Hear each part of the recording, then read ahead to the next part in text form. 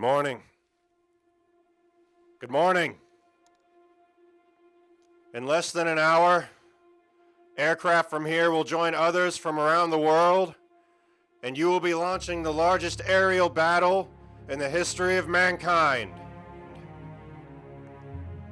Mankind. That word should have new meaning for all of us today. We can't be consumed by our petty differences anymore. We will be united in our common interest. Perhaps it is fate that today is the 4th of July, and you will once again be fighting for our freedom, not from tyranny, oppression, or persecution, but from annihilation.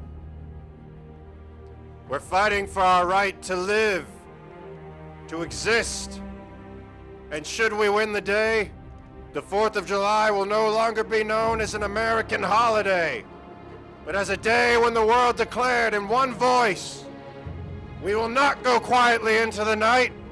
We will not vanish without a fight.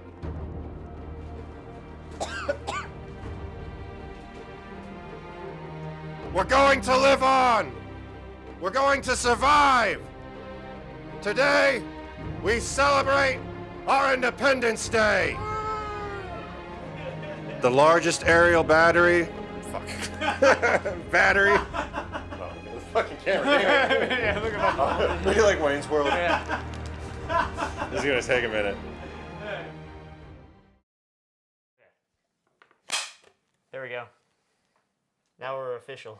Now we're official. We have plot devices. Okay, here we go. Welcome everybody back to the Heavily Biased Podcast. As always, I'm one of your hosts, Michael, here with Greg. Here we Welcome go. back, Greg. Welcome back. Today we are. Oh, that's your pen. Hold No, on. I got one. No, go. Sweet, here we go. Sweet. Today we are going over the classic 1996 end of the world film, Independence Day. We're doing this because Independence Day. Independence Day is coming. America's 250th birthday is this year, if you do not know that. What rock are you living under? But other than that, happy birthday, America. We love you. So we'll go over a little bit of information on Independence Day. Independence Day came out in 1996, produced by the, was it 20th Century Fox produced that? It's a 20th Century Fox. Okay. Directed by Roland Well, Emmerich. it makes sense because this is a 5-star 20th Century Fox DVD. Directed by Roland Emmerich and written by Roland Emmerich and Dean Devlin. So, classic movie. If you haven't seen Independence Day, it's a wonderful movie. Classic. I'd say it's like straight 90s. Is almost as 90s Oh, that's as like you can be. that's like the pinnacle of 90s Yeah. action movies. I remember when it came out, like it was all over the television. Well, like I said, when I would ever get sick, my neighbor bought it because again he was getting sick and tired of us always going over and like watching because he had cable. Yeah. And so we would every now and then go over. Hey, can we watch this like on cable or whatever? So he just started buying us movies on VHS, and he bought Independence Day, Mission Impossible, and Twister, and those like was Excellent taste. those like the three movies. Straight 90s. Those are the three movies that I would, whenever I was sick or like I come home from school, I would rewatch. I think I mentioned that last episode, but yeah, it just. I don't think I saw Independence Day in theaters. I didn't see it in theaters. I didn't watch it until like I think 1999 or something like that. Well, what was so funny? I remember my mom. She's like, "Hey, Greg, I'm gonna." This is when it like just came out on VHS. I was what second grade or something like that. And my mom's like, I just gotta go to the store really quick. You'll be by yourself only for like 10, 15 minutes. And that was like around the time when the Vivica A. Fox scene where the stripper scene came out. Oh, yeah. And I was like, what? What is this? Yeah, that was one of the movies where I would like kind of make sure that like no one was around. Pause. Or, yeah, and just like creep around the corner just to make sure, because it was the same thing with like True Lies with Jamie Lee Curtis. Yeah. Same thing when she had the strip scene. But I was actually watching that with my dad. I remember my dad, all I hear from him is, oh my God. He's like, uh-oh. I'm going to have to explain this. Oh my God. Where's the remote? Where's the remote? Fast forward. Yeah, Independence Day, great 90s movie, classic end of the world. I think it came out, did it come out on July 4th?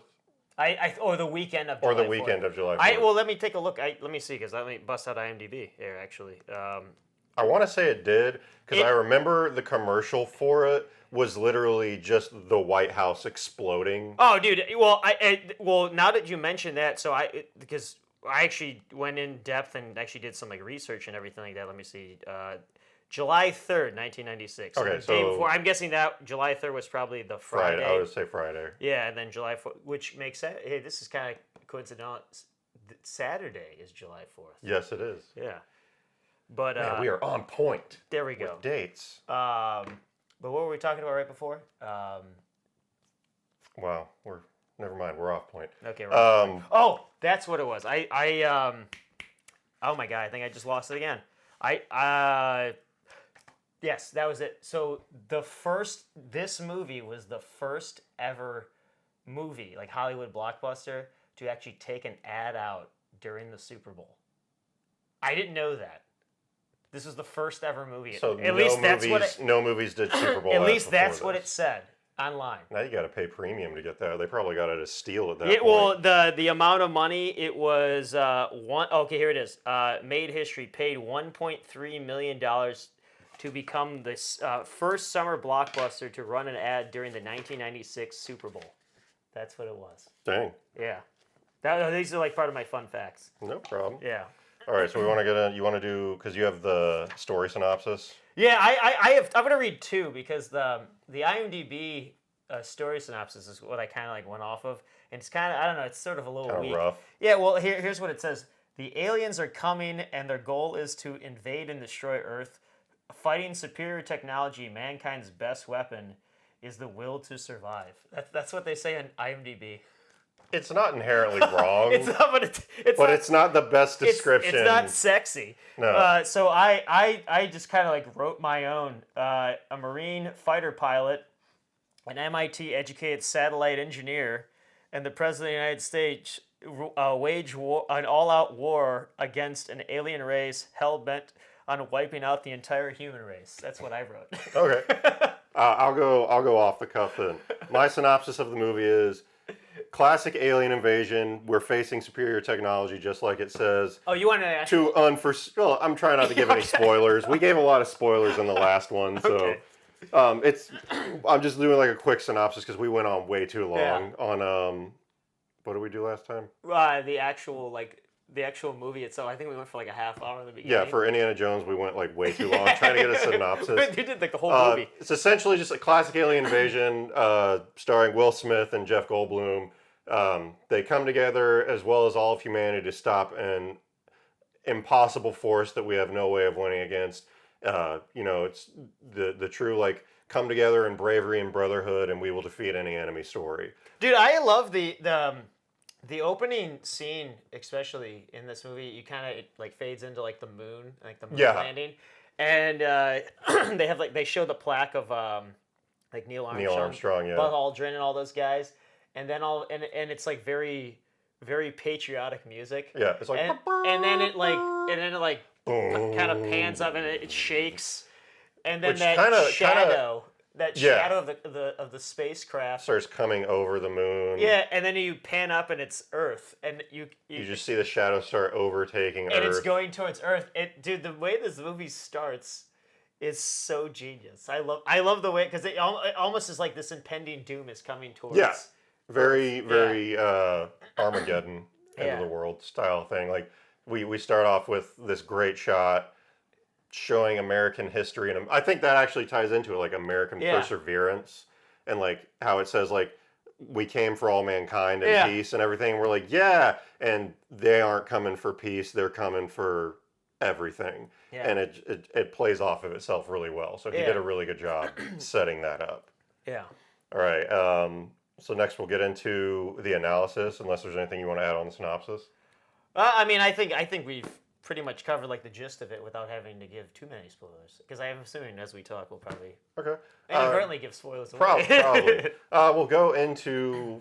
We'll hold off on story and writing after we get to like directing and stuff. Let's go into the cast.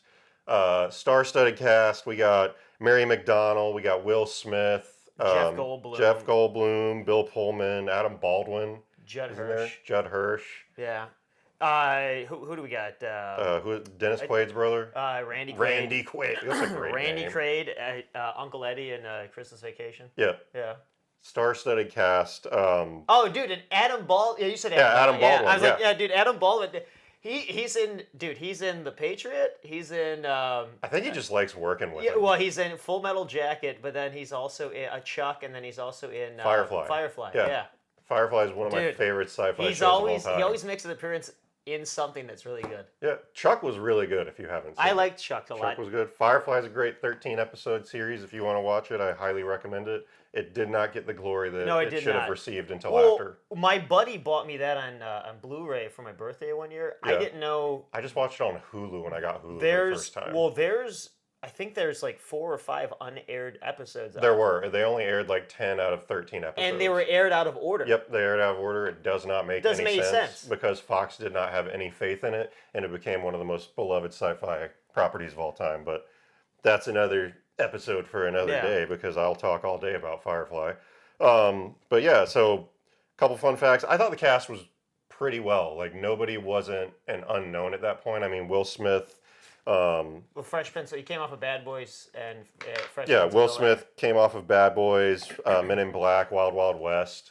Jeff Goldblum. Well, I like again like Jeff Goldblum. Jeff Goldblum's in Jurassic Park. He had Jurassic Park, The Fly.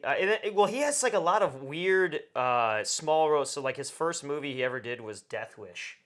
With Was it a Charles, remake? Charles Bronson. Okay, or he was in it. This is Okay. 1974. He plays one of the criminals, or yeah, he plays one of the criminals. Interesting. And then he randomly is in Annie Hall for a little bit. But one of his first big major roles that I can recall, Invasion of the Body Snatchers, the remake from the 70s. Yeah. But then yeah, he has like The Fly. He's got Jurassic Park, Independence Day, movie The Lost World. Still to this day terrifies me. The And Fly. then now it seems like he's in every Wes Anderson movie.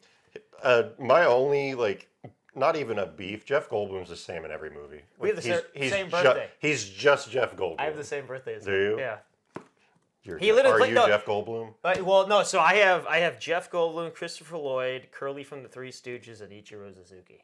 Dang. That's who I got. I don't know who I have. Oh, and Bob Odenkirk, the guy that was Saul in Better Call Saul. I think he's. Oh, okay, I think okay. he's October 22nd. I haven't also. watched that show yet. I've only watched Breaking Well, Bad. Breaking Bad, yeah. We also got Bill Pullman, who was Lone Star in Spaceballs. Yeah, well, I was looking his career up, so I think that was his first lead role. Was Was Spaceballs? Spaceballs. I If I wouldn't- actually look back at like Was it Mel Brooks? yeah, Mel Brooks. But then like after that, have you ever seen The Serpent and the Rainbow? No. It's like he goes down to, I forget what country, but it's like voodoo. So he like is investigating like a voodoo. Like, I think if I remember, like Haiti or something? I think maybe Haiti or something like that. I think he was investigating like a murder or a disappearance of somebody. I don't remember. It's been a while since I've seen it. And the whole movie is like based on like voodoo and possession and stuff like that. It's actually weird. it's whatchamacallit, a Wes Craven movie, I believe. Oh, okay. Yeah.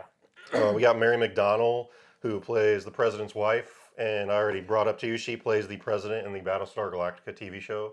Yeah. By, I think it's Ronald Moore, Yeah. who did that. Fantastic TV show, five seasons. I bought it immediately Yeah. after seeing it. It was amazing. Yeah. Eric Avari makes a brief, 2-scene appearance, and he's in The Mummy. That's just what I want to point out on that. Dude, that guy. I just went, Dude, at the beginning of that movie, he's like, if you're not an amazingly good-looking woman, you better hang up. I'm going to going to kill you. Yeah. And then he trips over when he trips over the. He trips over the golf ball. What do you do? What? He plays the same character. He's like the every same week. guy. We got Adam Baldwin. He's in Firefly and Chuck. I don't know who played Will Smith's love interest. Oh, Vivica A. Fox. Vivica, what else is she in? She's in like Kill Bill. She's in a bunch of stuff. I didn't actually write down, but I didn't write down everybody. nothing. But I honestly, I like don't the most not notable. as significant as the other actors. Okay. But she still is. I thought fairly she well did a known. great job. She's a very good stripper. Yeah. Spoilers. Cast overwise, I think the cast was pretty good. Like Will Smith and Jeff, Surprisingly enough, Will Smith, to me, like, I get he was the lead actor for this movie. He doesn't feel like he's the lead. So I actually wrote that down. I actually think there's. I don't really think there's three. I think there's three lead actors. Yeah. Because everyone. So there's Bill Pullman, the president. Bill President. You have Jeff Goldblum, and then you have Will Smith. I honestly think if you don't have either one of them, I think they're all three main characters that just kind of their stories intertwine. I know There is, but like I feel like Will Smith's entire story was kind of like the very background of it because well like, they pushed that they pushed Yeah. his more, but I mean Jeff Goldblum. There was I think Jeff Goldblum had a more prominent screen time story than Will Smith I did. think he was the first guy on camera. Him and his dad playing chess, Yeah. and then that's when I think. Well, he was the first star on Well, camera. no, yeah, that's what I mean. Like the first one of the three main stars. Yeah. And then I think it was the president after that. And There was then the Will Smith. president and then Will Smith because he's like the He last. wakes He's up. like 15 minutes in. Because he wakes up from He wakes up and the it's like earth- July. the It starts on earthquake. July 2nd. Yeah. Yeah. But it was cool. You see I'd say Mary McDonald. She doesn't get a lot of screen time, but it's not really needed. I think honestly that everyone got- besides the three main characters, everyone kind of just gets like Yeah. pockets of screen And time. that's fine. Yeah. Because Um, you're really only following the three main guys. I thought all of their arcs were pretty well written. I don't really think there was any issues with it other than like what I said with Will Smith. But I think Jeff Goldblum's character was well written outside of him being an MIT graduate who works as a He's like basically like a cable yeah, repairman. he's like the radio disc operator for the 90s because everybody was using satellite TV. So Yeah. he was the guy's like I can set the satellite and it'll go. Well, certain there was things. that one scene in the movie where him and his I don't know if they officially got divorced. Yeah, They were yeah, divorced, but they never like officially. got divorced. They never actually really say that. At least I think they say. No, his I dad think tells him he's like you're they're divorced. 3 yeah. years. Okay, yeah, you are right. Because in the beginning, Yeah, there's he's a just scene. he's like 4 years. You still wear the wedding But ring. there was that scene where he was in like the break room at Area 51. I just broke a spoiler, but he was pouring a shot of I think it was scotch or whiskey or whatever it was, which he just keeps pouring. He never actually drinks it, but he's talking with his wife, and I remember the wife was like, they're arguing. I think Jeff Goldblum's like, "What? I wasn't ambitious enough for you," or something like that. And she said, "I had an opportunity I couldn't turn down," something like that. And he's like, "You ever stop and think that I was happy where I was?" I'm like, the guy goes from MIT to being basically like working at a cable station. But every time Jeff Goldblum talks, it's just Jeff Goldblum. Like, I can't differentiate his characters because the way he speaks, like his not even an accent, like the way the way he speaks he's and like- moves his mouth. It's the same in every movie. He's- So I'm like, you're not doing anything different. You're just talking. He's kind of like Christopher Walken. Yeah, Christopher yeah. Walken has that same the that what's way the he- word? Idiosyncrasies or something yeah, like that. where he kind of I literally wrote that word down. I wrote down idiosyncrasies, and I had to spell it out because I actually I might be wrong. I had trouble pronouncing that damn word. I know what it means, but I have so much difficulty pronouncing that damn word. Right there, that's where it says. Script is well written. All idiosyncrasies of each character, their wants, their needs, the feel, and the root of their characters, making fun, sad, and emotional. Are you like the guy from Big Daddy? Is it hip hop anonymous? Yeah, dude. I there's certain words I have trouble pronouncing. That's one of them. But that is one of the things I love about this movie is when I rewatched it last week. Immediately, like the opening scenes of Jeff Goldblum's character, Bill Pullman's character, and Will Smith's character, you slowly get immediately right off the bat kind of who they're like. Jeff Goldblum. He's this intelligent guy. Intelligent guy that he's very, very all about the environment. Like, He's saving- he's very about the environment. He the doesn't. recycling. But he doesn't seem ambitious. Yeah. Like he doesn't have any ambition like, other than what I remember he at the has. office, he's like, "Oh my He's God, just- there's he's like recycling." doing all this thing, and they're like the people at the office rely on Yeah. him. But he's just like, whatever. I'm But good, then I'm like happy. little things, and then the president, Bill Pullman's character. If you noticed, he might be the president, but he's very, very in touch with other people and being like at He- service for other Yeah, people. yeah. That- The classic of what the Well, president's did supposed you to be. see that scene where he was looking at the paper, and then his one Secret Service agent, he knows he reads the sports section. He literally takes the sports section out and gives it to him. Oh no, I didn't see that. It just little things like that. You're like, oh my god, this guy actually is a good person. Well, it also ties into like his character's overall plot, like when everything starts going down. Yeah. Oh, let me turn that off. Hey, When there it everything goes again. starts going down for the first time, essentially, like he's like, we could have evacuated earlier. Yeah. Well, he's just like, we could have evacuated her, and he gets mad because he's like his people are. He's all about the people. he actually cares about. Yeah. He actually cares about his job and the service of that position. And that's kind of what you get. And then Will Smith, right off the bat, yeah, he's kind of arrogant, he's kind of cocky, but immediately, right off the bat too, he's very disciplined.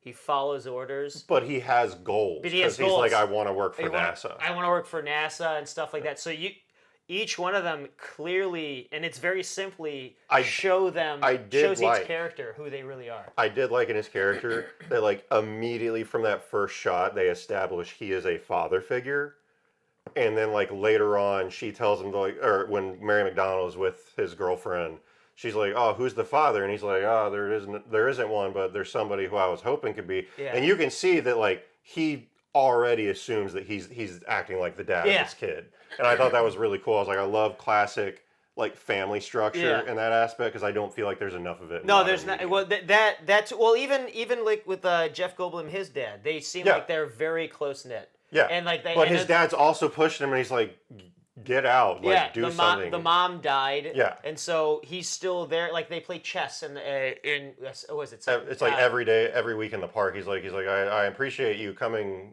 seeing you more often, but geez, like, get a life. Yeah, no. So like you understand that they have a very close knit relationship, and you could feel it very, very, very right off the bat. Which that's what I found out when I was like researching this movie, is their banter is so it's natural. And it's because they improv'd everything. Did they? Apparently, I think I read somewhere it was like 95% of their dialogue was all improvised. Yeah. And so it feels like it comes off very natural. I did like that his character, like the writing for the movie, and I get that we'll go into writing now because we're already Kind of talking already about in it. We're there. already in there. The writing for the movie, it's one of those films, like even though it's an end of the world, it doesn't overdo like, oh, how does this work? I don't know, aliens. No, it actually thinks pretty logically how everything works for aliens. But my original point was the characters all organically like are related to a degree. Like Jeff Goldblum's character, how would this guy who's an MIT graduate get in with the president? This random guy. His ex-wife is the president's secretary. And they also went to they college. also went to college together, and then you find out they don't like each other that much because he punched him in the face. Yeah. And what I loved about the writing too is that it's one of those it's one of these movies. It's very simple to follow. It's very nothing was difficult. There's nothing, and everything is presented to you, and it doesn't overstay its welcome. Like each scene. So they say what they need and they move on to the next thing. And and it doesn't feel like it doesn't it's make you think it doesn't make you feel dumb. Yeah. You can keep up with it. Yeah. Like nowadays modern movies, they have to explain everything. This movie, like logically, like we'll get into it later on in the writing, logically like how we go from point A to like what do we do about these aliens to how we solve the alien problem logically makes sense. Well, also, I think also with movies today too is that I think a lot of the times I get like a wedgie. Let me get this out the way. There we go. You can cut that out. I could probably cut that out. But a lot of movies today, I feel that they feel the need that they have to through dialogue Tell, don't explain show. what's going on, and then again, like this movie, it just shows you instead of actually showing instead of actually saying anything, they show.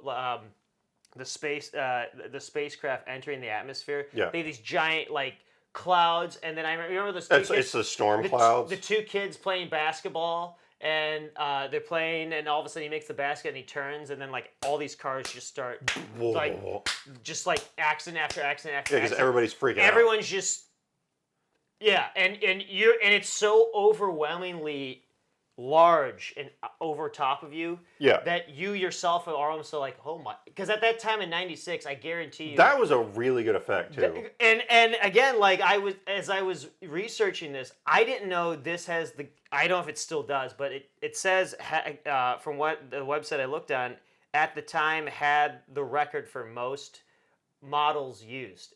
More than they Star said Wars. up to 95% of this movie was models. It looked great because So it was of that. mostly practical effects, which is insane. And I was watching it yesterday, and I was looking at everything, and I'm just like, these look great. Why don't we do this more? Yeah. Because modern CGI is lazy now. Like, we peaked at, like, Pirates of the Caribbean 2, and we never did anything after that because they wanted to outsource it. So, essentially, Hollywood doesn't want to pay the skilled people to do it. They'll outsource it to people who would do it for cheap, for max labor hours, and that's why it doesn't work anymore. But this is great. Well, what else is cool about, because a lot of the times when you look at even just movies today, when they try, like if they were to like, okay, make me an alien spacecraft, they'll probably make the most complicated, like convoluted thing. Yeah. And it looks so far-fetched. This is such a simple design. It's literally just almost like a flat surface on the bottom, slightly oval on top, and there's that like one piece where I'm guessing. Did you notice on the scene where it's coming over the moon at the beginning, there's all those lumps? Yeah. And they're the discs the that little detach. discs, yeah. They detach and then flip.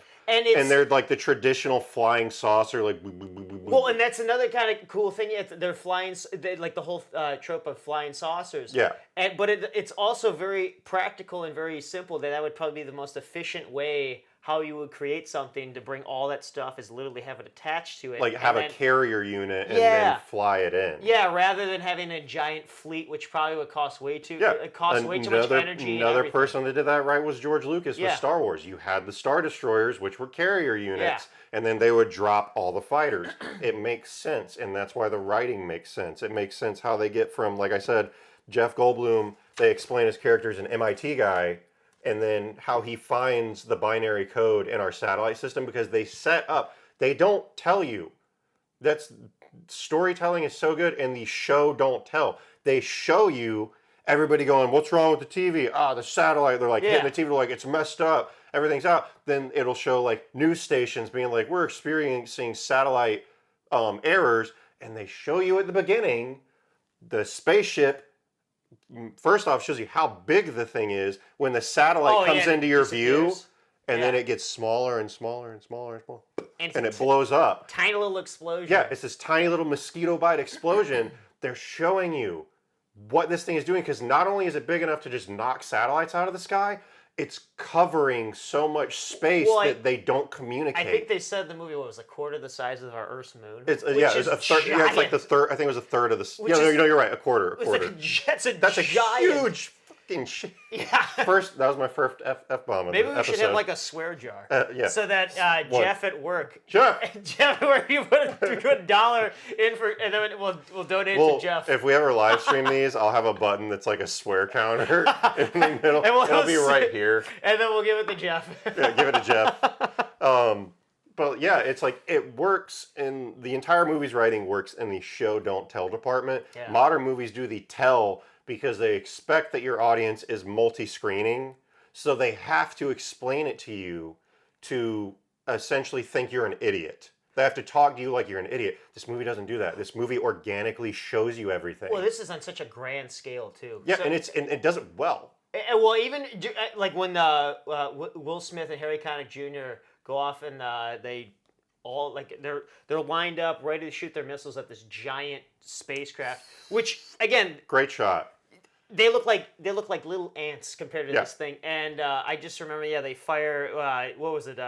Eagle One? No, that was Fox. Fox. So Fox I 2. thought that was an error. Yeah. Because they kept going Fox 2, Fox 3, and then it was like firing Fox 3, and I thought it was like Fox 1, 2, 3, 4 for the 4 missiles. I looked that up. Fox means fire, which is it's a I guess not anagram, but like it's the verbiage that they use for fire, like Foxtrot 1, fire. The number is the type of missile it is. So I looked Oh, it so up. it's It's specific because I thought it was an error because the president fired Fox 3 twice from both sides. Because I thought it was Fox 1, 2, 3, 4. Yeah. It's actually Fox 3 is I think it's air sonar detecting missiles. And Oh, then so it Fox locks 2, on? yeah, so it locks on to like an air directory because you could see them in the movie. They lock on. Yeah, It's yeah. like do, and then they shoot it. Oh, he's like Fox 2 is yeah. a Here, kind of heat, Junior's like, oh, they got that green shit too. Oh, Yeah. I just did. Dang it. Fox 2 is a heat-seeking missile, so it's firing a heat. It's Okay. tracking a heat source. Where Fox 3 is an air-seeking targeting missile. So it's you lock the target and then fire. Dude, how demoralizing is that you have like the largest air fleet ever coming at this thing, and you're all shooting missiles. Do you want? And you just it hits that green force field, and it just. And I remember they go to like they go to like the radar, and all they see is like a wavy line. Remember the wavy line? Yeah, it's right? like it never actually hit. That's gotta be so demoralizing that Dang it. they're all getting just like shot out of the sky. They didn't take anyone down. They didn't Nope. make any damage. They launched like 15 missiles, and they all just go. Yeah, and then El Toro just totally gets destroyed right after. Yeah. And that He's like, no! And that I- was a great scene. well that's another thing about if we go back to writing, it's so simple to follow too, because Act 1 literally is July 2nd. Yeah. Act 2 is July 3rd. And then Act 4 is July 4th. It's so and it usually ends with like a tragic Yeah, event. Act 2 should end with a tragedy. Yeah. Because now it should have a rise, or it should have a steady, a fall, and then a rise. Yeah, so like the first act ended with them attacking. Yeah, the first act ends with the countdown. Yeah, And it's and and everything then blows we're at up. the fall. And the second one ends with the president and his wife. Yep, tragedy. And then the third act, yeah, Humanity pulls together. yeah, all that stuff. Which, fun fact, since you were mentioning Air Force, this is an American fun fact. Do you know that America has, I think, 4 of the 5 largest air forces, air defense forces in the world? Oh, we have We have the first is the United States Yeah. Air Force. The second is the United States Naval Academy, Top Gun. I think it might be 3, and then the third is we have 1, 2, and 4. So we have the United States Air Force is the #1 air force in the world. Number 2 is the United States Naval Air Force. Yeah. And then number 4 is the United States Coast Guard. Well, I didn't know because I was trying to figure out what Will Smith was. I did too. And he's a Marine. Yeah. I looked this up. I didn't know Marines flew. I didn't either. I that's what I found. And I knew they probably flew like choppers Yeah. because you have drop off Yeah, units and well, stuff Black like Hawk that. Down, yeah, they Yeah. always are having going back and But forth. I didn't know they were Marine pilots. Yeah, and they're like, there's a ton of them apparently. Is there? I think I looked up that I don't remember the percentage I saw, but I thought somewhere on the ends of like it was like 20% or 30% are pilots. Or no, that might Yeah. be too much. That might be too much. But I saw it's actually way more than I thought it was. Yeah.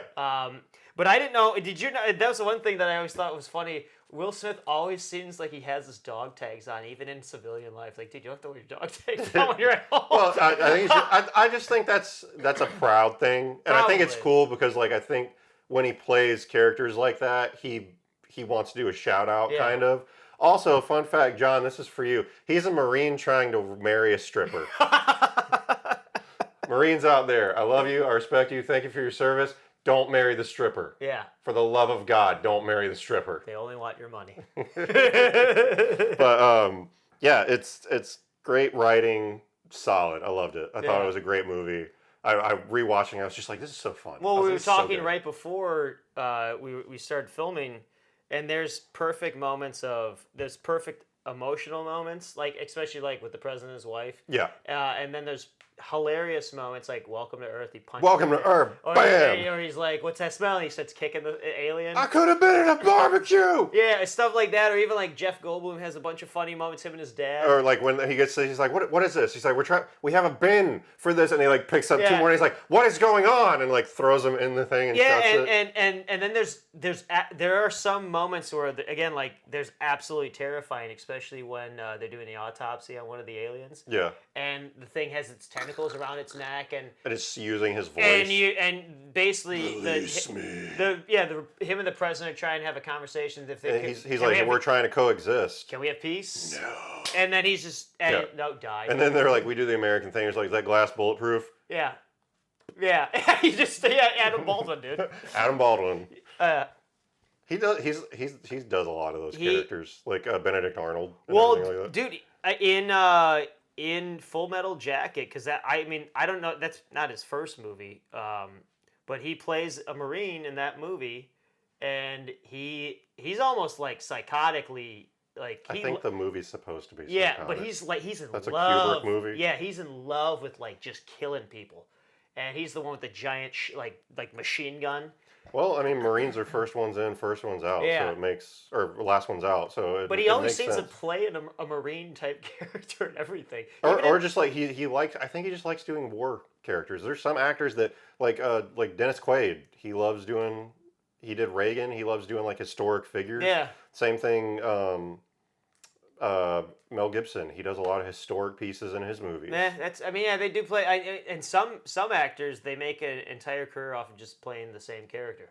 Jeff Goldblum. I mean, Harrison Ford. Harrison Ford is the same guy in every movie. It's another one. And then he'll throw like an occasional like, oh wait, you're the bad guy in What Lies Beneath. Yeah. But that might have ruined the movie. But if you haven't seen that, my bad. Yeah. All right. Directing. How did you feel about the directing? Dude, I love Roland Emmerich. Now, Roland Emmerich. as of late, his movies aren't hitting as well as they did in the 90s. What was his most recent one? His most recent one so Midway, it was the last one I wrote down. He might have made one after that. I don't know. But I think there were a lot of digital effects in Midway. yeah, I mean, day after. So he did, I'll just name off what he wrote. So Universal Soldier, Stargate, which I absolutely love that movie. That's a phenomenal movie. Which totally makes sense because right after his Independence Day, you could totally tell the same technology and like practical effects and models were used. And then he did Godzilla, which I know a lot of people hate. Godzilla '98 was not. It's probably one of the most frowned upon Godzilla movies of all time. Fun fact about that: Toho Studios, the original producers and creators of Godzilla, when the licensing for 1998 Godzilla expired, they purchased the property. So in Godzilla Final War, they could have Japanese Godzilla kill 1998 Godzilla. And it wasn't like a big fight. It's like he floored him in like 2 hits. Snap his neck. I think he just goes like, atomic blast and just like vaporizes I just remember him. the effects in it are so bad. And the story's not great. It's not. It still made a ton of money. I watched it in theaters. I love Godzilla. I read it. I think I rented it on at Blockbuster. I remember my dad took us to the theaters, got us the big popcorn, and was like, "Go watch Godzilla." And we were like, "This is." When I was a kid, I was like, "This is cool, giant monsters." I know, I was the same way, and I actually remember Matthew Broderick. I put movies on in the background when I'm cooking dinner. Yeah. And I had that on the background, and as I'm watching this, I'm like, I don't remember. This is not a great movie. I was like, I don't remember it being not this great. It's not great, but yeah, Roland Emmerich. Oh, dude! Then he did The Patriot. Such a good movie. We're gonna have to do that. Yeah, The Patriot. Yeah. Day After Tomorrow, which is one of my wife's favorite movies. It's what, dude. This is what's so bizarre. I had a civics teacher whose friend was he was the guy that like helped pioneer like the special effects for that movie. That's actually kind of cool. Yeah. I love when people like I have a friend back home. I think his uncle builds sets, like Hollywood sets. I think what's some of the coolest sets. I think he told me he might have actually built one of the sets for one of the pirate movies. Which I'm like, dude, that's a great movie. Yeah, but dude, my wife, one of her like. Does she just like Dennis Quaid? No, it's her comforting movie. Is this the day after tomorrow? Boy, howdy! It's sure comforting knowing that the world is ending. Yeah, dude, that movie, the opening scene, it's CGI, but it's actually very good. Whether I think it's Antarctica. I think it's like the Arctic Circle or something. And it's this long. I think it's like a 2-minute opening credit shot. Of like flying over the snow. But it's all CGI, dude. It's pretty damn good for what it was. For CGI, well, it came out during the time of Pirates. Yeah. So that was like the pinnacle of CGI.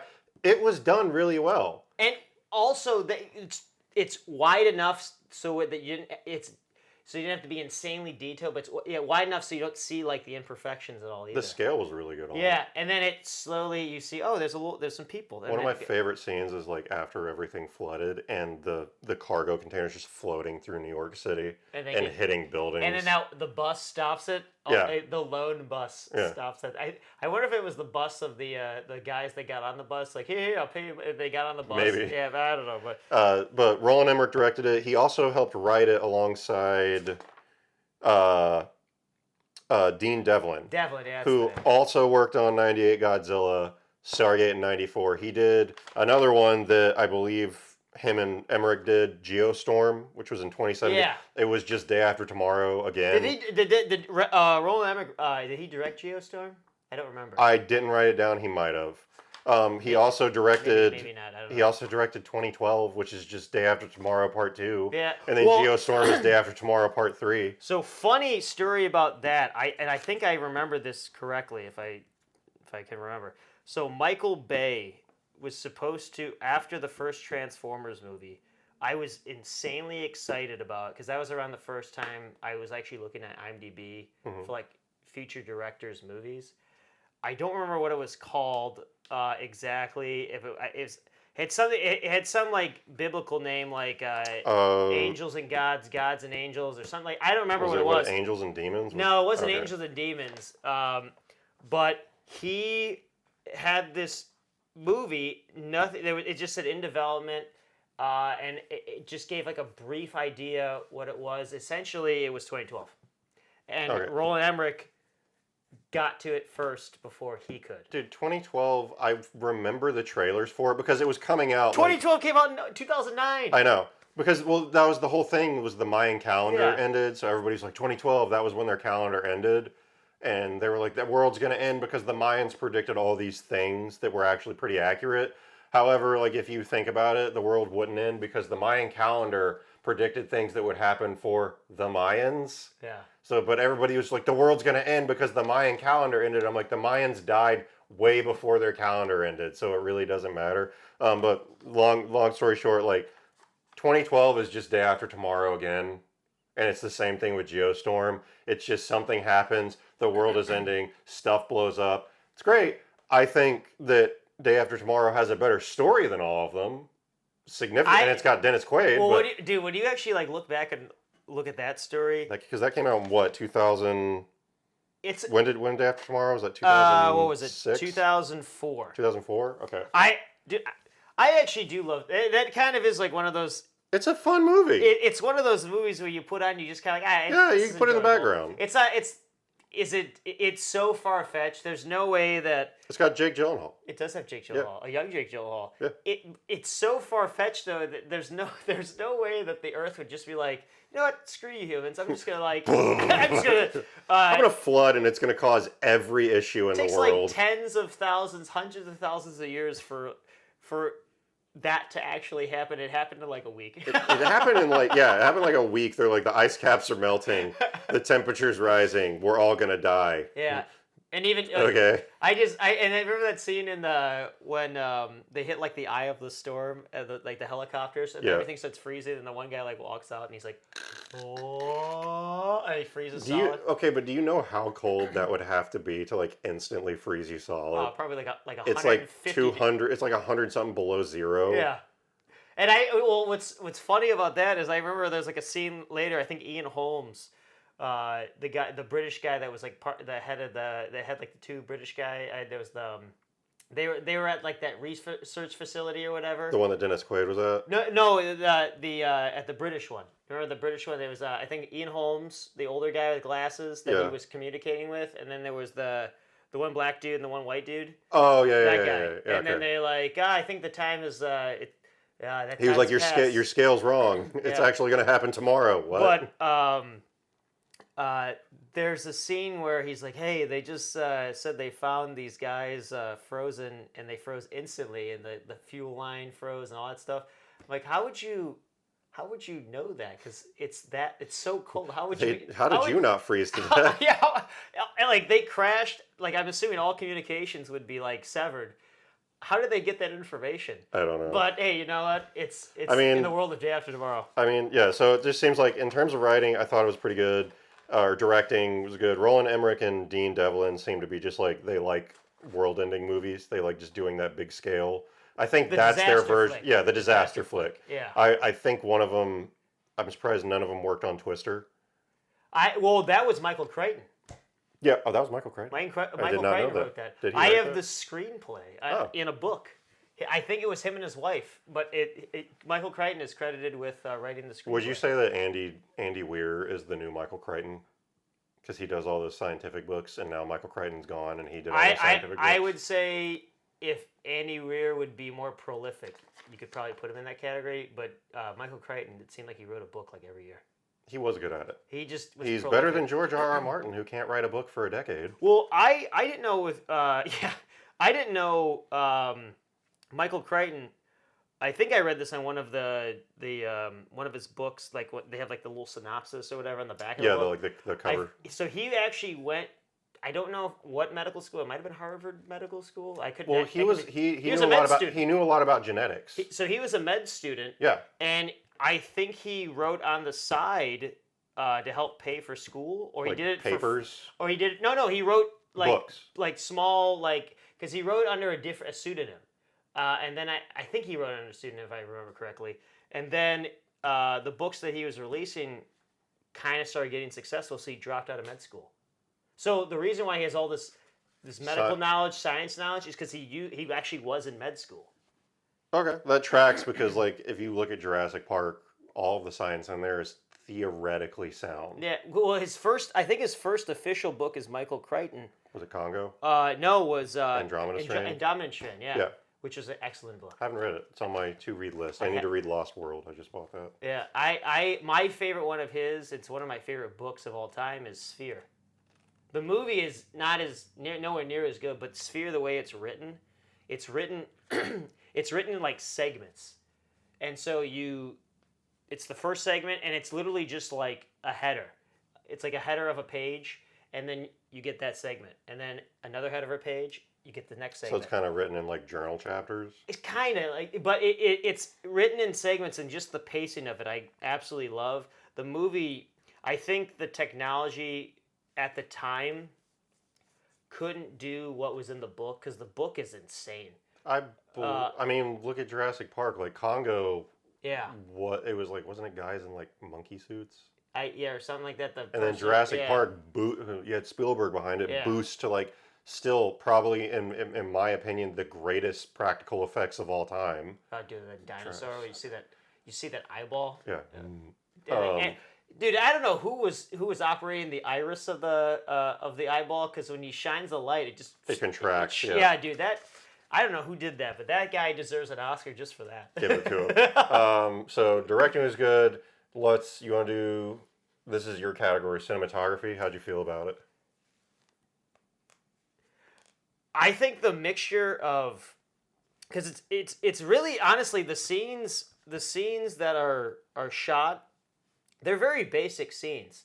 Nothing super like fancy about it. There's nothing super. It's not like Spielberg was, where he's Like Schindler's List. Yeah, where he's he does have great tracking shots, all that stuff he does.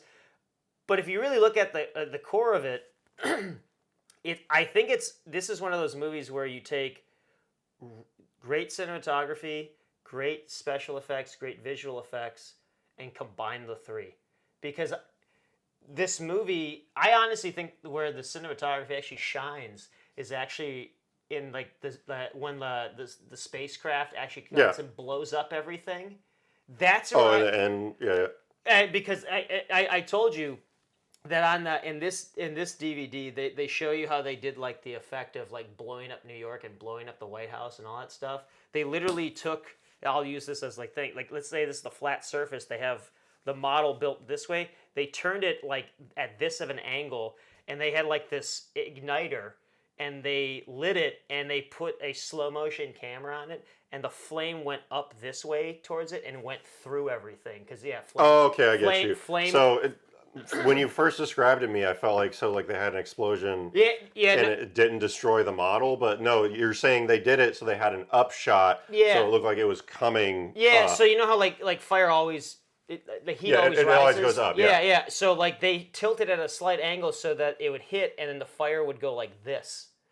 And when you watch in real time, it's literally 1 second. I loved all the pieces because like the bigatures, I love bigatures because like when you blow stuff up, you see pieces fly off. Yeah. And when they do CG, you can tell it's Yeah. fake. This like when what is it? The Capitol building blew up. Yeah. You saw like pieces of the Well, granite pillars like fly Dude, out. well, even here on the White House, dude, they literally blew up the model. Yeah. And I love the practical effect. I know like we're supposed Well- to be talking about cinematography, but again, like the way they're so detailed, so that the craftsmen of these miniature models, they're so detailed, and then to light it a certain way and to make it looked like it was this giant thing, but it literally was probably only the size of, I don't know, maybe like, I don't know, that might The- only been.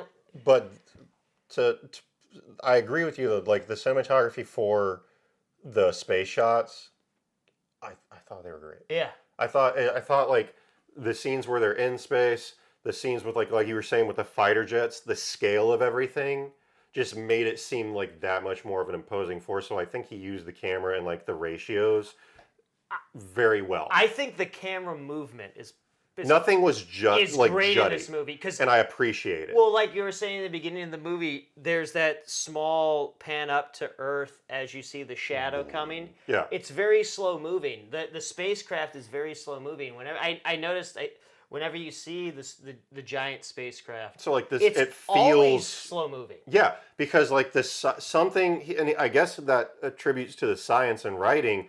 Something that big will not move that fast. Yeah. It's impossible. And so That's why in science they came up with the idea of, or science fiction, they came up with the idea of light speed. Yeah. Because theoretically, like, unless you were in zero gravity and had maximum thrusters on every side of it, you cannot do maneuvers like that. Also, when they were in I know it takes an insane amount of force to get out of the Earth's gravitational pull. Yeah. They just kind of like flew into space.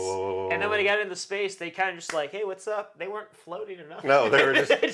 Well, I get. Maybe Yeah, assuming that's a that- plot hole. That's a whole. Assuming that maybe They the have like an technology artificial gravity. that already in there or Yeah. something like that. But that was one of the things I was watching. Like, wait, they're not floating. And also, it takes like, I forget how many. It takes a couple, like, The- was it like 30 minutes to get out of the atmosphere? the force to get out of the Earth's gravitational pull requires so much fuel and so much force.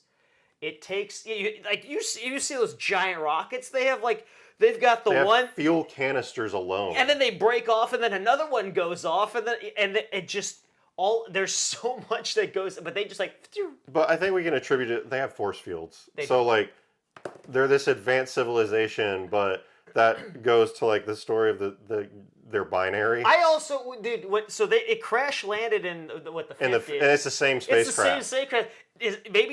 I was thinking, like, is time different for them, or does it even really matter? Maybe they were just like already that advanced. Or maybe they lived close to like a black hole or something. Like they wait. Cause that would have been cool, but like I think that was the beauty to it is like he didn't. You don't go, know. He didn't Yeah. go into that Yeah. depth. So I think I think he went on the KISS method of like keep it simple, Yeah. stupid. Don't overshow to where everybody's gonna be like, hey, hold on. I love that's one thing I think people should, when they're making movies, should steal from is not explaining everything. You don't need to. Because a lot of the times it doesn't even matter the explanation. Sometimes when you get the explanation, you're like, to go off and on it just kind another. of kills it. To add to that, go off on another side tangent. That's exactly how Frank Herbert wrote Dune. He gives you this bare minimum explanation of how an object will work, and then he just basically tells you use your imagination to figure out the rest. Yeah. Like remember in the scene where he puts the thumper in the sand, and it's just Yeah. like boop boop. Like he barely describes that in the book. He's like, it's a stick with a mechanical device that makes a rhythmic sound, Yeah, and then and you're just like, here come the worms. here come the worms. But like I think he did that well, and he's like it attributes to the writing that like everything logically makes sense. Well, the technology in that world makes sense for the aliens. Yeah. And But they just don't know how it works. But they tie it into where we can solve the problem because the way that they jammed our system. Yeah. Like they explain in they jammed the satellite feed and then only Jeff Goldblum. only Jeff Goldblum, an MIT graduate working at a news station, can find the binary code that's hidden within the system. And then he can go around it and be like, yeah, because I remember he's like, yeah, I do this, do that, do that. He's like, I found what its actual root cause is, and it's actually counting down. It's not blocking. It's a countdown, and you're like, it's a signal relaying from like all of the. Yeah. Because he explains it. He's like, you see. He's like, here's the Earth, dude, and like, you would have like all these dots, Yeah. but you can't communicate straight, so you have to bounce around. Well, that's a cool thing that the president himself also knows that because they went to school. He's like, but he'd also like would have his SecDef be like, yeah, that's exactly he's how also a it fighter works. pilot too, which is great. I love that tie. And so you would believe that he knows that stuff because pilots have an insane amount of knowledge they have to know just to fly that plane. Or fly that jet. Yeah. But do you remember when Jeff Goldblum? He's like, oh yeah, he finds out the signal. He's like, yeah, they would just it's everyone's watching the news. And he's just like, check freaking out. out. It's He has binary. no idea what's going on. He's like, after like 6-7 hours, it's gonna just disappear. It's just it's counting itself down, like, and then they're just like David, David, look it. I need to call my mother. Dude, the guy from Mrs. Doubtfire, Ron Williams' brother. Was it? Yeah, he plays his gay brother. Oh, yeah. He also plays the same character. I need to call my lawyer. He's like, I don't need to call my lawyer. Why did I just have my mother? New Hampshire? What was that? I forgot. He's like, go to Atlanta. Yeah, he said, why did I send my mother to Atlanta? And he's just like David, oh my God. He's like, oh my God. Oh my God. David, can you believe this? Even when he was about to die, he's just like, oh crap. Oh my God. I wonder if he smokes a ton of cigarettes to get a voice like that. I think he smoked since he was born to get a voice like that. His voice is so scratchy. I think we've been talking about special effects along with the cinematography. So like one of my favorite shots in the movie is the initial shot right here with the White House, where everything in LA where it's like opening up. Oh, the blue lights and that was stuff. The green light. I don't know if it was practical. It looked digital. It was the only thing that I saw that seemed like it was digital. Everything else looked practical. Oh, are you talking about the actual beam? No, not where it opens up and it's a green light and then it charges into the beam and then becomes the beam. I'm sure that was probably digital. Yeah. But like it looked good because the bigatures were actually pieces moving and then like the cone comes out to start charging, and it was super cool just to see that. I love the bigature of what was that tower in LA that they shot? Do you know? I forget what it's called, but I think it's the tallest building in Los Angeles. Yeah, so like it went. I love how it did it. He did the same thing in Day After Tomorrow, where it's like do, and you're seeing like all the sections blow up and stuff. Well, it's almost like a nuclear bomb going. Because it like AOE, it had an area of effect. Yeah, and just that's so cool how. Which I have that as one of my laughing shots is when what's his girlfriend's actress's name? Vivica A. Fox. Vivica A. Fox, when she grabs her son and the wave is coming at them. Oh yeah, and she dog, she jumps and she's just like boomer, and this dog's just like I'm out, and like he jumps in the door. Well, with her. yeah, no, she like hides in the corner, but dude. Flames go out everywhere. I know. She should have shut the door. It wouldn't have worked like that. But it makes it look cool. But the fact that it's a dog jumping with a huge explosion behind it. You had to save the I was dog. just like, the dog's got to live, man. That one was hilarious to me. Do you ever? This is like a little thing I always find funny about movies when you have like a dog in a scene. Yeah. Do you ever notice like the dog is just just there, he's it's like, hey. staring at the trainer because it's telling the trainer like don't move. I guarantee it off the corner, and it's just like it's just staring off of the corner. The action's happening over here, and the dog doesn't even care. Great dog. He found the president's wife. Explosions, like you said, they all looked realistic. I loved the models, the construction of them. It reminded me of Star Wars.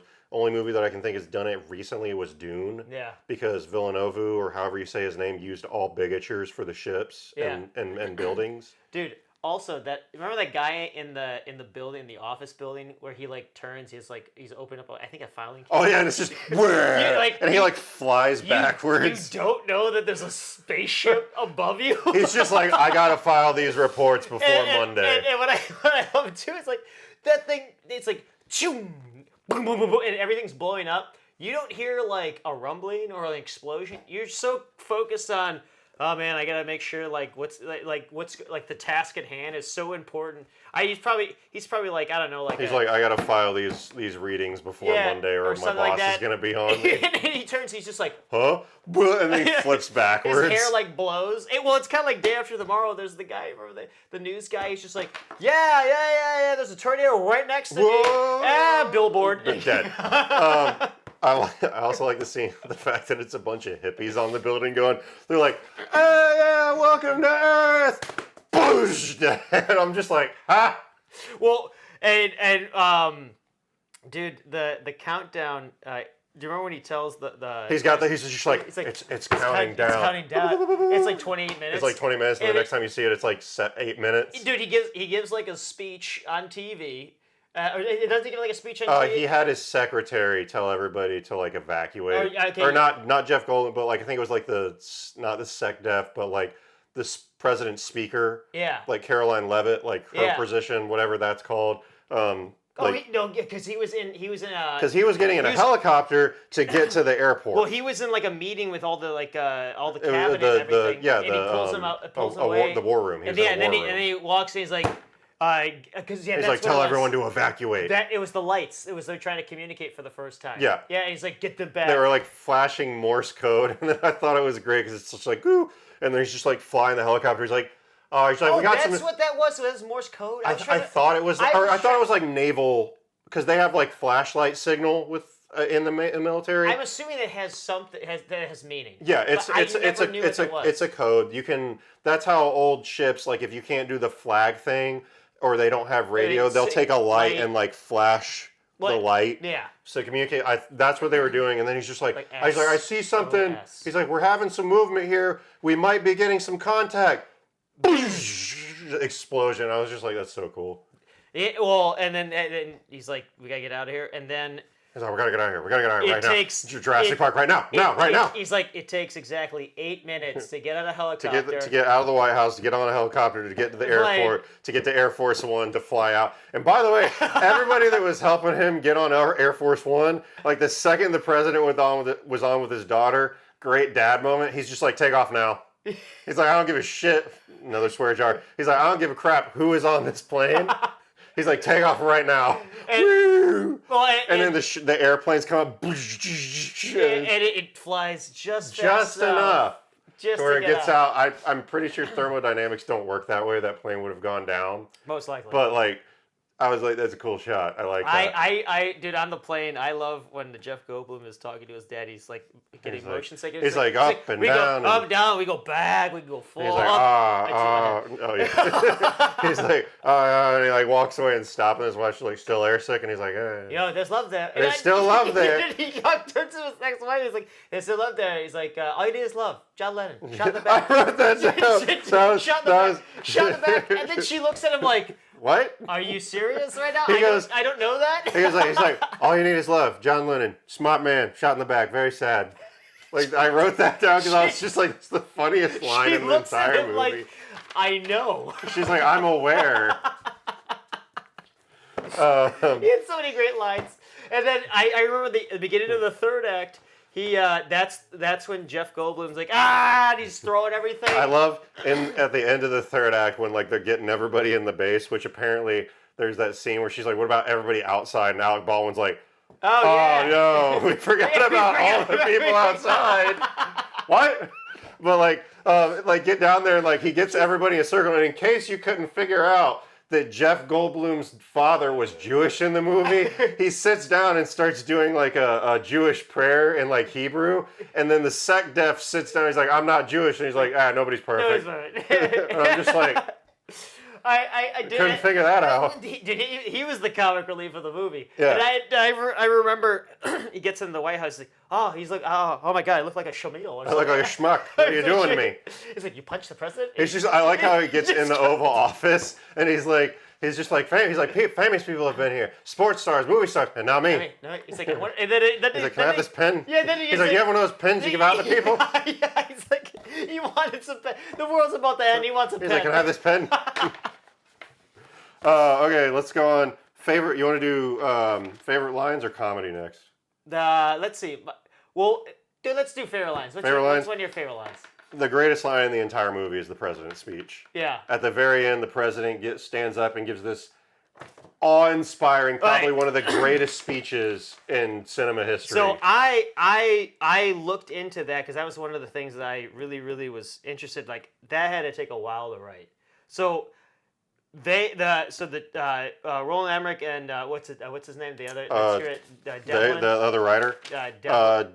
Dean Devlin. Dean Devlin. Dean Devlin. So I guess they essentially they basically stole Shakespeare's Henry V, the once more onto the breach speech. Oh, kind of like once more into the gray, Yeah. or whatever. Yeah. And so I guess they I guess they literally, here's the other thing: July 4th will no longer be known as an American holiday from that speech.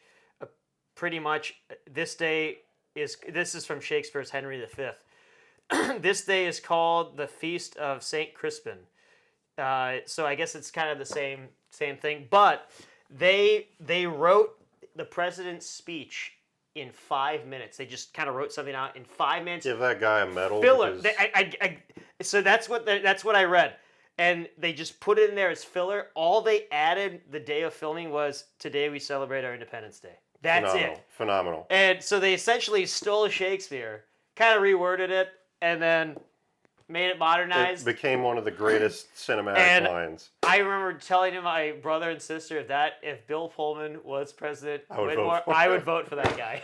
President Whitmore, he was a solid president in the movie. Like he cared about the people, he cared about his family, and he cared about keeping America going and winning. Like I said before, off camera before we started filming, the original guy they wanted was Kevin Spacey. I don't feel like Kevin Spacey could have pulled it. And the only reason why... He could have been good, but Kevin Spacey couldn't have delivered it the way he did. Well, Kevin Spacey, he has this... He's this grandois. Kevin Spacey is bigger than Britch's performances, and he knows it. He wants to steal the show. Yeah. Bill Pullman's one of those guys... He was like the honest man doing this. Yeah, Bill Pullman's one of those guys... I don't know if he has a ton of lead roles, but he's in a lot of movies, and he's usually like the second guy or the third guy. And not that I wouldn't say that he knows his role, because I love Bill Pullman. He's one of my favorite. His son plays Bob in Top Gun Maverick. Oh, really? That's his son? If you look at them, they look exactly alike. I'm kind of trying to picture it now. That's great. Yeah, dude, that's one of the funniest lines. What's your call sign? Bob. I was like, really? I'm That's in my cart for Prime Day right now. The double feature on 4K of both Top Guns. That's such a great movie. I feel like it'd be good in 4K. That was never released in China, and it made like 1.4 because they're fighting Chinese. The Taiwanese, I guess, in his jacket, because it was the original jacket, had like the Taiwanese flag or something like that, or Taiwan. I guess it's Taiwan, isn't it? I think the MiGs that they were using. Yeah, or something like that. And Tom Cruise refused to get it digitally removed. So I guess China said, no, you can't release it. Dude, if it was released in China, it would have made $2 billion. I think it made like $1.4 billion, and it was not even in China. That is insane. It's a phenomenal movie. We'll have to do that one day. What was one of your favorite lines? I mean, honestly, I think one of my favorite lines was John Lennon. No. I think that was my favorite one. That one, and a lot of like Jeff Goldblum lines are hilarious. I didn't know. Must go faster. Must go faster. Must go faster was the same as in Jurassic Park. Well, I guess it was like a shout out. I'm trying to think. Welcome to Earth. I always repeat it as "Welcome to Earth." Yeah, because he's Because Will Smith. welcome to Earth. Yeah, because at that time I think it was like Fresh Prince of Bel Air, Bad Boys, and he always had like a slang to everything he always said. So that was kind of like, even though he actually says Earth, I always put Earth to it. I told you before we started filming. Or what the was hell is like that smell? the alien's in a biosuit and apparently just had a glass jaw because with one shot he Dude, knocks this alien unconscious. Mike Tyson though. Like he just puts on, where are you? He's mad when it is. He's like pulls out. He's like, where are you at? And it goes, and he just goes wham. Yeah, he doesn't doesn't even flinch. He's just like bam, and that's for the Marines because they wouldn't flinch. They just be like bam, and it's out. And then the next scene, he's just dragging it with his shoe. And he's like, that's another I could have been at a barbecue. That's another one of my favorite lines. Is what the hell is that smell? What the hell is that smell? He starts kicking. He's like, you're dragging your dreadlocks behind my parachute. Was that the? I don't know where that was exactly. I didn't look up. But was that the Utah Salt Flats? I think it's the Salt Flats. Because I remember watching The Fastest Indian in the World with Anthony Hopkins because they filmed it in the Utah I think Salt they filmed Flats. Fast and the Furious there too. I was like, that's got to be the Salt Flats. It's the only place on Earth that looks like it. And it's that because I think that's considered the flattest plot of land on Earth, I believe. That or in America. Or America or something. Because I know because of the salt. Which do you know why it does that? Why there's salt? I think it used to be an ocean. Or was it? I think it was either underwater. I don't know. Check the science on it.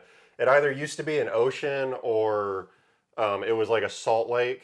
And all of it like absorbed one. And it's like flat. I know. Is it I think it's the Dead Sea or is it the? The Dead Sea is the one that has such a different saline content that you can float. Yeah. You can't sink as easy. What's the one that has so much salt in it? Nothing. Is it the Dead Sea? Okay. Yeah. I'm pretty sure it's the Dead Sea. Because there's another one. I think that's why it's called the Dead Sea because like normally you sink or you float because there's so much salt. And I know there's so much salt that like these like crystal formations come out or something like that. Yeah, I've seen that. That's kind of crazy. I haven't been there. I love how we're just nerding out on science, geography. Another line. This is like right after he punches him. Now that's what I call a close encounter. And I was just like, throwback. You had to throw it in. Spielberg. Well, there's a lot of throwbacks to other things in there. I guess there's a lot of Star Wars references. I was seeing all these different like Star Wars references that they were making. I didn't see any. I don't know. I think I read somewhere that the satellite that flew into the spacecraft, I guess supposedly looked like the Death Star. I don't know. I don't know, but really, it looked like a satellite to me. Dude, did you know this? Due to the licensing of Independence Day, they almost weren't allowed to call it Independence Day. I didn't know it was licensed. Apparently, they were almost forced to call it Doomsday. That wouldn't have. That would not have worked. That would not have worked. Well, it wouldn't have worked with the speech at the end. Well, then it wouldn't have worked with the movie being called. I love how in the movie it's ID4. Yeah. And then I was looking at that yesterday, and I'm like, Independence Day 4? Yeah. Yeah. Fun fact, there is a second Independence Day movie called Independence Day Resurgence. I've never seen it. It doesn't look good. I heard so that one, that there were two scripts. There was one if Will Smith said yes, and one if he said no. And they went with the no one? They went with the no one because he said no. It didn't need it. I don't know. I think he might have been in another movie. I don't think he was in it. Dude, it probably was, but like, why did it need it? Did you know how much money this movie made? No. Okay, so I know it was a blockbuster for the year. Domestically, it cost $75 million to make. Cheap in these days standards. Which I'm guessing today, I don't know what inflation would probably be. 110? I'm going to say like 200 million. I'm going to say probably 200 million. Well, let's just say inflationary. Okay. Let's just say let's just say 150 million it would cost to make. Okay. Yeah, but movie tickets were way $7. Way cheaper back. It was like then. $7. Dude, I think it was cheaper than that. $6. I think it was like $5. I wish. $5. It's like $20 to go to the movie now. It made $306 million domestically. Domestically. What did it make worldwide? 817. Today, how much? I'm kind of curious. Hold on, we're gonna go a little Siri. Hey Siri. Hey Siri. Siri. You know what? Here, I'm just gonna look it up. Another line that I liked outside the president's speech was it Quaid like he's just, Quaid. where like he's just like they get him on the fighter pilot. And he's just like, I picked a hell of a day to quit drinking. Dude, he's like, keep it coming, Keep it coming, keep it coming. Make it as black as possible. I got that. Welcome to Earth. That's pretty much all my lines. I did like that in his speech. He's like, and being that about 10 years ago they kidnapped me and did experiments on me, I'm really excited to get some payback. So that's right there. That's how much 800 million would be worth today. 4, 6, so 800 million, and how much worth today is 1,724,000,000. 1 billion. $1,724,769,498. So almost all today's standard. It made James Cameron's Avatar. It would make almost $2 billion. That's insane. And it's not a Marvel movie. It wasn't a Marvel movie. It wasn't a James Cameron Not a movie. James Cameron movie. Not a Christopher Nolan Not movie. a Spielberg Not a movie. Spielberg movie. It was made by a guy Two guys that like made blowing stuff Universal up. Soldiers and Stargate. And And The that Patriot. movie made dude, Roland Emmerich probably got so much money from this movie that he didn't have to work another day in his life. Probably. That's insane. Would you think he got like a back end deal on that? I don't think he would have gotten a deal like Lucas did with the toy rights or anything. Well, but that guy's a genius. oh, he knew where it was at. Like Yeah. he knew what was happening. One of the things that I'll put in as a favorite line is what I was talking to. I guess we'll go. Our favorite lines are involving comedy, so we'll just put them together. I was telling you how smoothly the comedy rolls through this movie because it takes everything so serious, being a world-ending movie, but the comedy itself doesn't ever take you out of the impending doom of everything. Well, that and then, like I said, every time. So they had like the first attempt at trying to destroy the ship, and then after they find out that they want to annihilate us, they're like, oh, we're gonna nuke them. Doesn't work. And everything they try, I mean, even kind of communicating with them, dude, everything that they try, nothing works. Yeah. It's almost like, it's It's a rock. This- you have this impending wall coming at you. there's literally nothing we can do. And then Jeff Goldblum It's like, I know coming out binary. of nowhere with his dad, you gotta catch a cold. You got your cold. And he's Like, like, oh my he's like, oh my God, you're a God. genius. He's like, Yeah. oh God, we gotta give him a cold. I gotta get my hacking skills back on. Right. It's like, we're gonna give it a cold.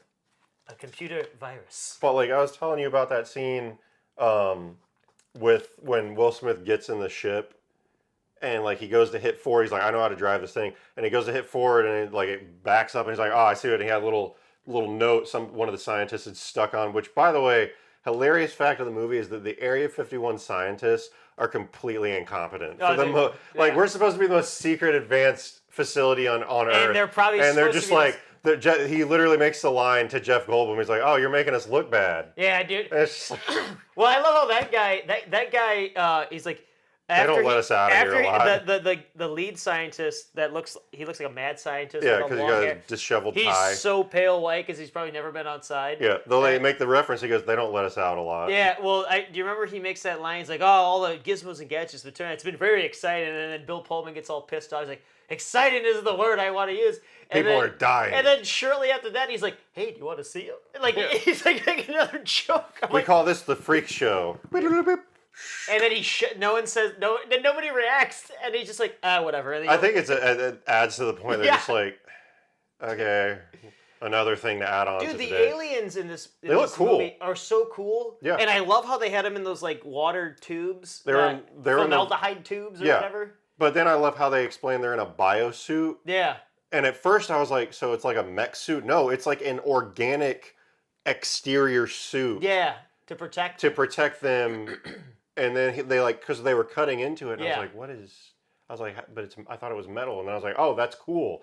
And then it like comes out, it's like, Yeah. and you're like, oh my God. And then it was walking on like the curled of its feet, and you're like, this is neat. So like it was practical Dude, effects. that when I was a kid, I remember seeing those feet, and you like, realize I'm how traumatized.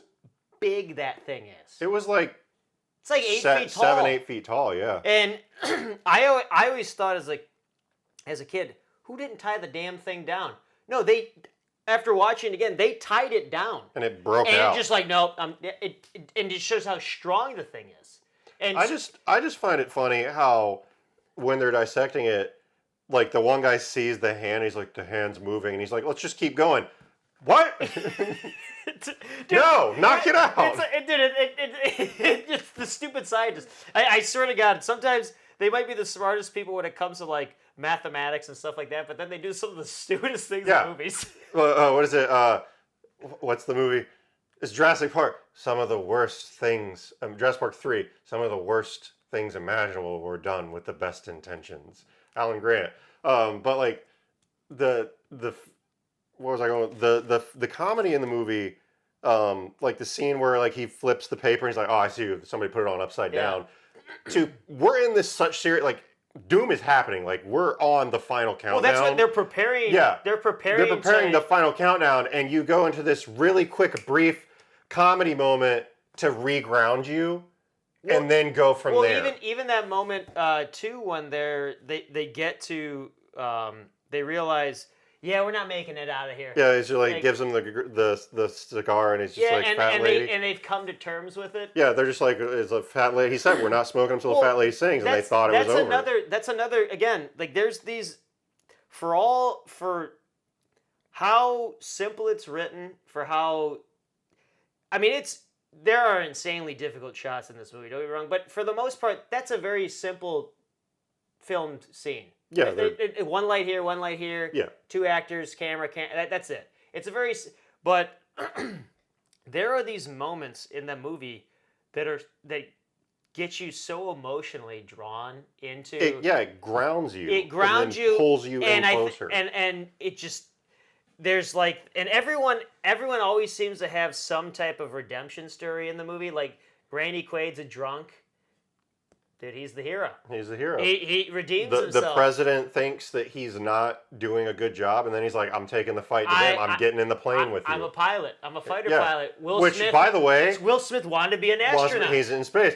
By the way, him becoming a pilot at the end, like getting in the pilot seat again, I was just like, if that was a president that actually ran this situation happened, then he ran for president, would not even have to run. We'd be like, elect this man president. Me and my little brother always have these moments when we're watching the movie that we just reenact Bill Pullman. The way he delivers lines sometimes are so over the top. Like, doesn't everyone have any missiles? Or like, I said, call them back. Like I said, call them back. And you're like, oh my God. Why are you saying it like that? But no, there's just all these little things like Jeff Goldblum. There's that one scene with the wife, like, yeah, you didn't really want to accomplish anything, and she wanted to accomplish something in her life, and he's like, well, you said what was the lines like? I couldn't like, save the planet. I tried to make something of myself, and he feels like he can't. Come around. Yeah. And then you said there was the line where he's like, did you ever stop to think that I was, what was the word, like happy where I was, essentially? Yeah, and then she's like, well, I had this opportunity I couldn't pass up on, and stuff like that. Just little things like that, and the dialogue is so geniusly written because it sets everything up for later down in the movie for everyone to redeem themselves. To get like redemption, closure. Will Smith gets to become the father figure. Yeah. He gets to be the hero. Jeff Goldblum gets to be the hero. Even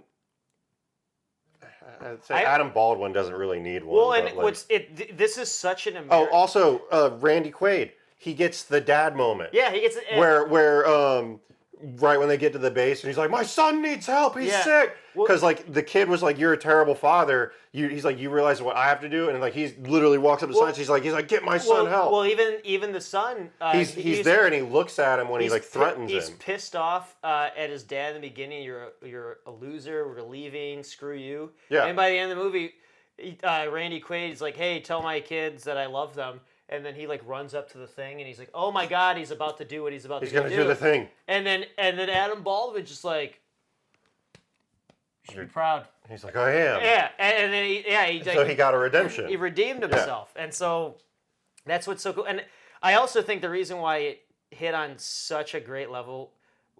I mean, this is such an American movie. Oh, 100%. But you can go. You can take out the. But they brought everybody back in with like the they brought all the other countries around the world Yeah, coming to it. well, that No- too. Another great line to stop you real quick was when the English are there with like the Israeli Air Yeah, Force, yeah. and they're like, the Americans want to launch a counterattack, and they're like, about bloody time, and I'm like, I'm sorry that we have to do everything around here. I was like, sorry to make you wait. We're only trying to save the and then they have world. that little montage of like all these people like Getting around the together. troops. There's the one Japanese guy. I think the subtitles like he's like and it says on the bottom it's like we're leaving in like 4 hours or something like. It's like, dude, you don't even know the plan yet. Like, what are you talking We're about? gonna do it. 4 hours, we're leaving. Also, why is everybody's like just have? I guess because they hit everything. There's, like, the Everybody's Air Russians. Force is just randomly everywhere. Yeah, yeah. Well, what was I gonna say right before? I forget. Dang it, sorry. No, that's okay. It was about because you were talking about like bringing. It was such an American movie. It is like full blown America. Like it's big explosions, big actions. All it needs is boobs. That's all it needed. No, I think it has it. That's why he was marrying well, a stripper. Yeah. it's And she wasn't mad at it too. She when the president's like, "What do you do?" She's like, "I'm a dancer." She's like, Pays ballet." the- And she's like, "No, Exotic. exotic." It pays And the she's just bill. like, "Oh." He's like, She's like, "Oh," and she's like, "Don't be." She was. She does like played the, a good the Meryl character. Streep from Devil Was Prada moment. Like, Yeah. But no, everyone. So if you saw this, like, let's say you were in like, I don't know, Korea or Germany or somewhere in South America, if you could easily put in another country, and it could totally fill. I mean, It could, but I think the grandeur it has to be American. yeah, it has to be America because. One, we have more cities Yeah, that are bigger than everybody else. But it's such an action-packed movie. Oh, yeah. It's one of those ones where I think anyone that sits down and watches is going to be entertained. Yeah. But then also, again, like going back to all the stories, all the characters are so well written that they all come full circle. And I think that's why it connected so many people. Is not only, hey, you don't mess with us. First off, because it brings everyone in, like you're saying, it brings everyone in. Everyone's involved because in his But speech. also, everybody's directly like, America's doing it. Let's get it done. Well, hey, I'll just read you. I'll read you the president's speech because if you hear this, again, you'd vote for this guy. So it starts off with him with the. He gets on the Jeep and he's like, I always everybody wondered- listen up. I always wondered like why he said good morning both times. I guess the PA didn't work the first time. That's.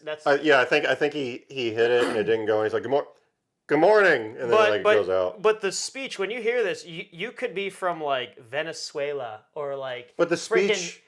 Ivory Coast in Africa, and you hear the speech. Go for it. Good morning, and then he says, in less than an hour, aircraft from here will join others from around the world, and you will be launching the largest aerial battle in the history of mankind.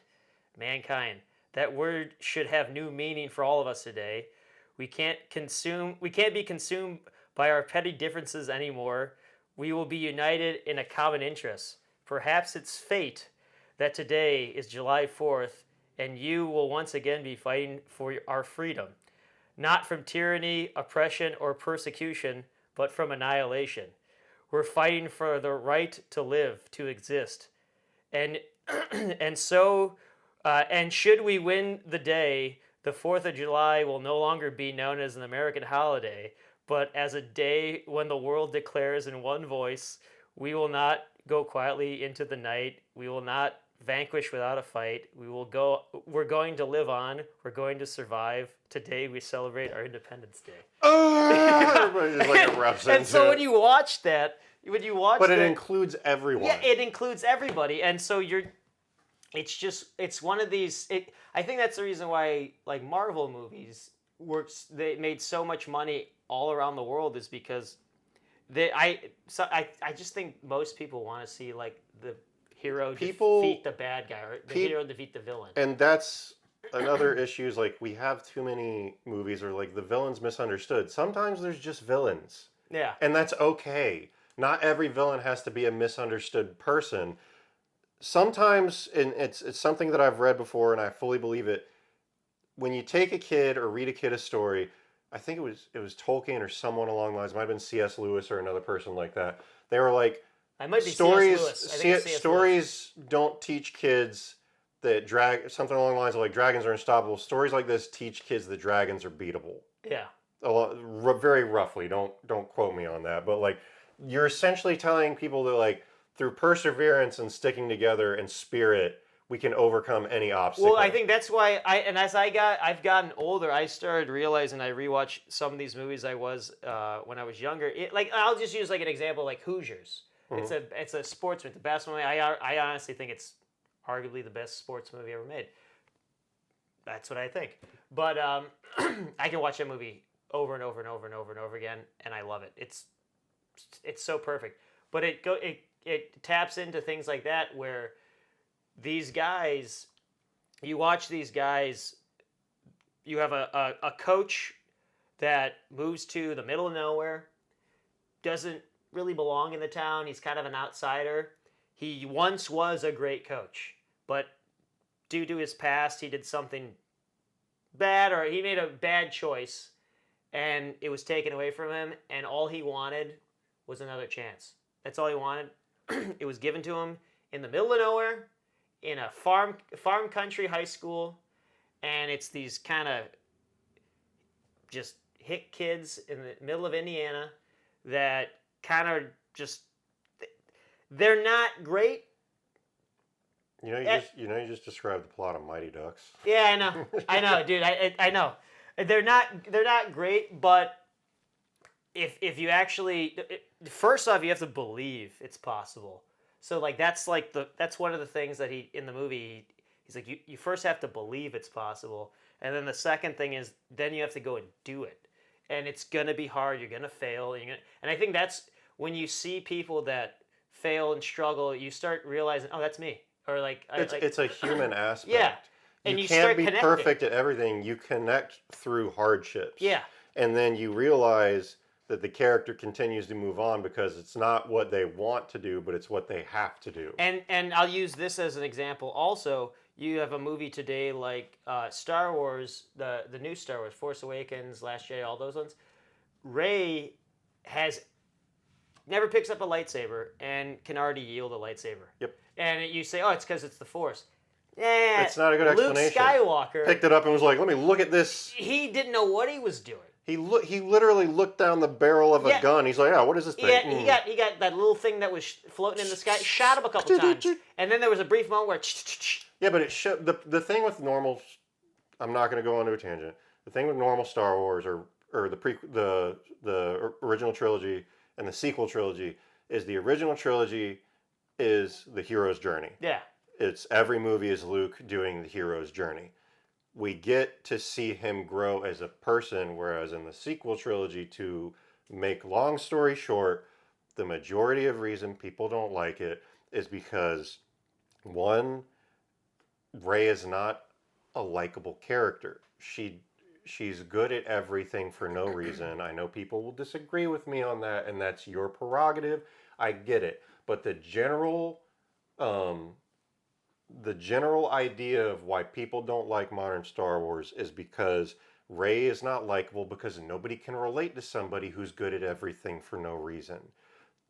And I think that's what you're going on is like every one of these guys in this movie is for layman's terms, an average Joe. Yeah. Pushed into greatness. Yeah. And there's the moments where they're put up against unfeasible odds. What's the term? Unbeatable odds. Unbeatable odds. Yeah. I don't know why I said unfeasible. That's you can't feat them. Yeah. They wear shoes. But the odds are against you. But you're still going anyways. And I think that's the reason why it's the same thing with like Braveheart.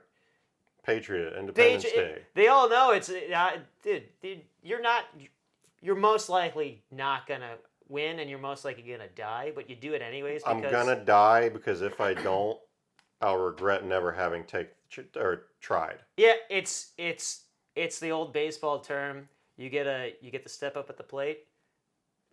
I'd rather go down swinging than Yeah. not swing at all.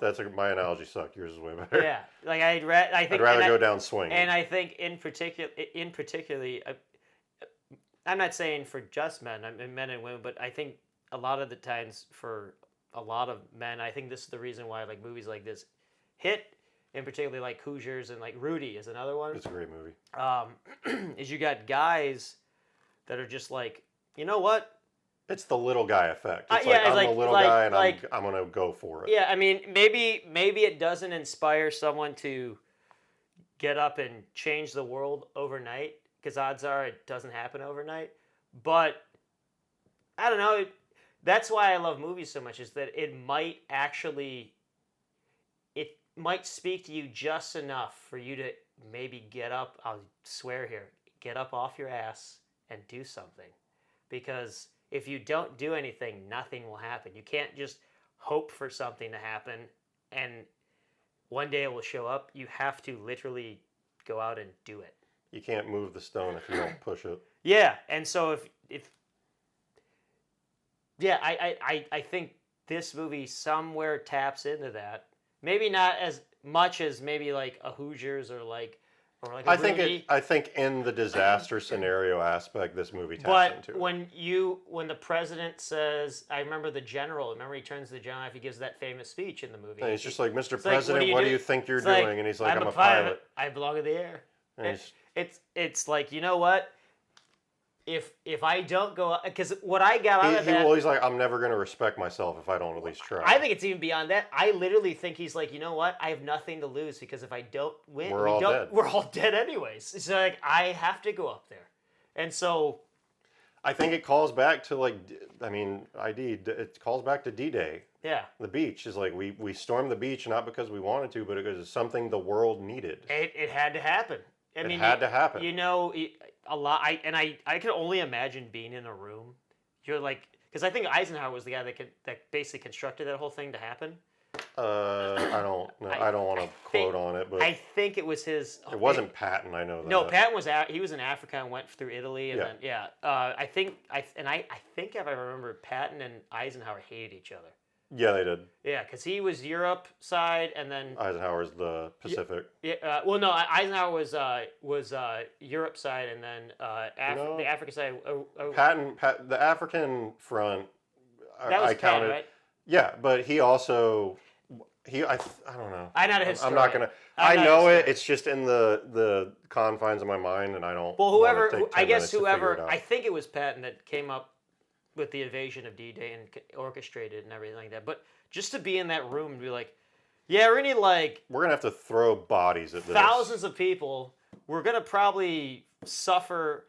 If we're lucky, 60% of people will die. So we'll maybe have 40 live. Dude, just to go into that and be like, okay, now tell everyone else that, and then. You got to walk in. Everybody's sitting in the hangar. Hey. You're like, hey. We got to go to this beach, take that beach so we can get into Germany. But not only that beach, we have to go to every consecutive beach after that and do the same most likely, thing. you're gonna die. And There is a probably 75% chance you're gonna die. there's that scene in Saving Private Ryan I remember where you're on the boat right before the gates drop, And the everybody's guy, kind of like nervous. It's nervous. I remember Vomiting. Barry Pepper, the sniper, kisses the rosary, and yeah. puts it in there, and the guys throw it up and Fun fact: did you God. know that they showed that, or Spielberg showed that scene to actual vets that survived that because he wanted it to be realistic? Yeah. And they said that's exactly how it was. They said it was like watching a memory. Well, that's why dude, when it comes to like today, dude, we are like wimps. We're compared- soft compared We're to the. soft. We're so soft. Because if you handed me a gun and told me to go run on the beach, knowing you probably have a 60% chance of dying, dude, I'd freak out. Well, if you ever watch interviews of them, they all say they're like, we had to do it. It was what we were told to do, but also That's the only way. it was the only way. Like, Like, you're not gonna just have a bunch of dudes parachute in. They'll just shoot you down. they did do that. well, they did do that, Yeah. but it wasn't to get that many people in. You can't just do that. Yeah, you had to distract them, Yeah. essentially, and that was why, because the paratroopers were dropped in while the assault was taking place, so that way they wouldn't like they weren't that close. Because I know in but it Band of was Brothers, yeah, they had yeah, the it was to paratroopers. get the planes in so they could get inland and Yeah. then drop them. So they had to get past that as well. But But the main basically just have to, again, going back to the Shakespeare Henry V. It's like once more under the breach, man. You got it. It is what it is. But I think this movie captures, like in the '90s at least, what the American spirit was, Oh, dude, totally. and we were just like, yeah, we're gonna take them down or die trying. Dude. And I think that's one of the things that it's a heart, and that heart is beating hard. Well, in the movie. '80s, everything was big, loud explosions, everything. I think the '90s, when it came out, it softened a little bit, so it wasn't just like giant muscles. Like it wasn't Arnold or Stallone. Yeah. It softened up a little bit. Where you had Will Smith as your action star, Tom Cruise as an action star. Yeah. More so. You didn't have like Dolph Lundgren, who's like a giant tower. No, you had like Mel Gibson, you had Tom Cruise, Yeah. like you said. Like yeah, and so they said sort of they were, I guess, more realistic, more down to More grounded. grounded. Yeah. Grounded. Yeah, that's a good word. Yeah, dude, the '90s, growing up in the '90s was so cool. The '90s were the greatest. It was such a great time. We had sit-down Pizza Huts. We had everything. Dude, Blockbuster movie tickets were like dirt cheap. The arcade in the movie theater or Was next to the movie awesome. actually was an arcade. Was an actual arcade, yeah. And you had to put quarters in. Coin machine, Yeah. the claw machine, and You stuff. actually had to remember people's phone numbers. Yeah, you had a phone book. Yeah, phone book. You dude, my mom used to have Rolodex. my mom used to have a sheet of paper with everyone's phone number in alphabetical order and everything. I still remember my one Dominic Caracello's phone number, 737-692. Oh no, wait, seven. I have to actually type it out. Everybody's gonna call that number. Hold on, now. hold on. Well, it doesn't exist in my own living it. It was 373-6294. That's what it was. Because I have to actually, it was like muscle memory. Yeah. I remember it 373, or no, so it was 373-6294. How many people today do you think don't know their significant other's phone numbers? I literally just figured it out like a month ago. Like a month ago. Because I know my wife. I was and I at- know my parents and my brothers. I was at the where was it? Where did I go? And I had to I forget where I was, but I had to go. They give me like a I think I might have went to the doctor. I think it was the doctor. And Oh, you needed emergency contact? yeah, and I was like, I actually don't remember off the top of my head. and I had to look it up, and the person like, you don't know Your wife's phone number? Like, no, Idiot. No, I used to remember everyone's. I can't remember a number now. It's insane. Every time that's why today I'm actually like actively trying to use my phone less. I need to. Yeah, I'm actually actively trying to use my phone less because I notice when I use my phone less, I do more of the things I enjoy You're more doing. productive. It's a soul sucker. And I actually get stuff done. But Yeah. when I don't really go on social media other than to post our stuff, because you go on that doom scroll. I see people all the time, even at work. I see people all the time on their break. They're just doom scrolling. I'm like, man, like I read a book. Sometimes I just sit there and just Stare. listen to my thoughts. Or I've been just bringing like a journal and just writing ideas I've heard that's really good. and just doing that, even if it's like 15 minutes. I like just last week I was like, I've always envisioned of writing a zombie, like a zombie medieval movie. Mhm. I just started writing ideas down. They have a video game coming out like that called what's it called? Blight. I want I can't wait for I it. want to take like Dawn of the Dead and Braveheart and combine that. Yeah, I'll show you the trailer. And I after this. guarantee you some person is going to steal that idea, and I shouldn't have said that out loud. Damn it. I'll show you the trailer for Blight after this. All right, closing thoughts. I think we pretty much wrapped it up. Like it's the heart of the '90s. It's one of my favorite 90s movies. It's a great film. I know Bad Boy, Fresh Prince of Bel-Air and Bad Boys started Will Smith's career. I think this is what turned him into a megastar. Did this come out before Men in Black? So the year after, I think, what was it, Men in Black? I think it was 98 or 97. Where was it at here? I think in 97. 97. So this was like his catapult. Dude, so listen to this. So he had Bad Boys, Independence Day, Men in Black, Enemy of the State with Gene Hackman, which is a really good movie. Wild Wild West. I like Wild Wild West. It's cheesy fun. Ali was good. I actually thought it was kind of a little cheesy over the top at times. And I love Michael Mann. He directed Men in Black 2, Bad Boys 2, I, Robot, Hitch, The Pursuit of Happiness, I Am Legend. Hitch is such a fun movie. That's another one. It's a great that's romantic one of the ones that that's one of those like feel good movies I put out all the time. It's a great movie. But he had, and there's movies after I Am Legend. I think you think that's like his prime? He had a 12-year career, man, where that guy made so much money. Like if he was in it, it was gonna be a blockbuster. Yeah, and like you look at Jeff Goldblum, he kind of had a similar thing. You have besides like Invasion of the Body Snatchers in 1978, he had The Big Chill, which was kind of like a small hit. He was in The Right Stuff. Do you ever see The Right Stuff? No. It's Dennis Quaid is in that movie actually. It's Ed Harris. It's a movie. It's like a 3-hour movie about the early astronauts of America, like the Saturn program, I think it was. The Gemini. Gemini or Saturn or something. I forget. A Gemini program, I think it was. Yeah. Yeah. So you have I forget who Ed Harris plays. I think he might play.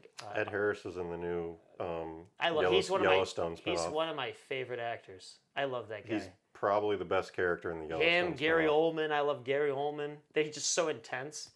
But then, dude, Jeff Goldblum is in The Adventures of Buckaroo Banzai. Did you ever see that one? I know of it. Dude, that's that's so much a fun movie. Was it in Buckaroo Banzai in the 7th dimension or something like that? Eighth dimension. The 8th dimension. There we go. But here we got. He did Silverado, The Fly. Fly is great. But then Traumatized me. Jurassic Park, Great. Independence Day, The Lost World. Just had 3-4 years there. And then he also was a voice in The Prince of Egypt. Did not know that. Yeah, I didn't know that either. Fantastic movie. And then after that, he basically is in every Wes Anderson movie ever made. Okay. Yeah. So after 2004, he made Life Aquatic. Then he just seems like he's in every movie. And then he does. Now he's kind of just like comedy. He does whatever he wants. Yeah, he's one of those actors like he'll come in as a cameo and do like a little thing. And I then be saw gone. a few episodes. On National Geographic. I think you have to get. It's on Disney Plus, but I think it's a National Geographic show. It's just him talking. No, it's him. Like I forget what it's called, but the first episode. Let me look this up. I know he does the commercials for Apartments.com. Oh yeah, he's apartment. I'm sure he makes tons of like Catherine Zeta-Jones back in the day. Jeff Goldblum. Nat Geo. Yeah, Goldblum, Nat Geo show. It is. And I think the first episode was about The World According to Jeff Goldblum. The first episode was about shoes. And so it's just him going. He went to Adidas. He went to all these other people that design shoes, make shoes. He went to the sweatshops. And and he was at the scientific wing of Adidas on how they develop their shoes. And so there was this like little platform thing that the guy was like, yeah, just run out. We're gonna like see the dimensions of your foot. And so he ran. He just kind of like this weird like thing, and it showed him his foot touching the thing, and it like mapped out his like foot. His print. So okay. And it mapped scientifically how he runs or something like that. I think there was another episode about ties. All it is ties.